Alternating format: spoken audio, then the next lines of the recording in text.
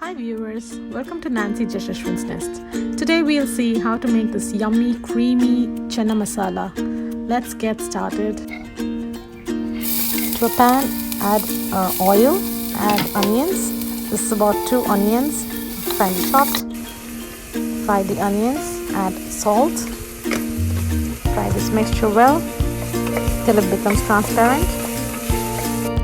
Now add in 2 pieces of green chili, 4 to 5 pieces of garlic finely chopped to this onion and fry this mixture well. Now I'm going to add in a half-inch piece of ginger chopped again to this onion texture. Fry this well for about 30 to 40 seconds. Now add in 7 pieces of cashew nut. Fry it well.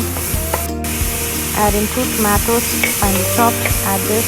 Fry this mixture till it becomes softened and cool down the mixture and blend it.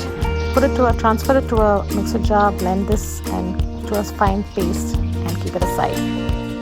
To a pan, add 2 tablespoons of butter. Let the butter melt. Now add in 2 to 3 teaspoons of chili powder. Depending upon your chili powder's spice level, you can adjust the spiciness of your masala. Fry the masala with the butter. Now add in half teaspoon of turmeric powder. Fry it well. Take some kasuri methi. Add it to the fried masala. Fry it again for about 10 to 15 seconds. Now add in the blended masala, the vegetable masala that we made. Rinse the mixie jar, add that water also to the gravy. Let it boil, let it come to a simmering boil.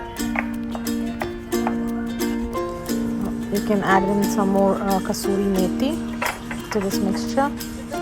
Keep it on low to medium flame while doing this process because it will bubble up. Now add in some 3 to 4 teaspoons of fresh cream.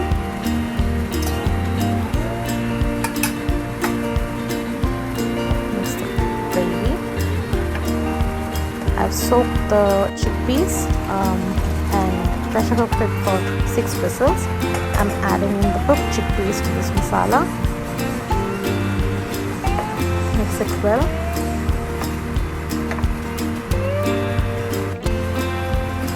Finally, I'm adding 1 teaspoon of garam masala powder to this chana masala and mixing it well. Check salt for seasoning. Check your spice levels also. If you need to add more spice if required, you can add it in. Now I'm adding some more cream, maybe about 2 to 3 teaspoons of cream and a handful of coriander, chopped coriander. Mix the chana masala well. Let it come to a slight boil.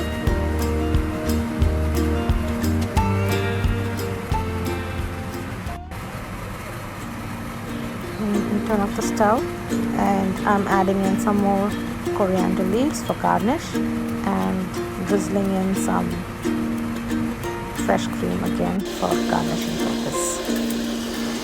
You can serve this creamy chana masala with fulkas, chapatis, parotas, puri, whatever is your choice. I'm serving it with fulkas.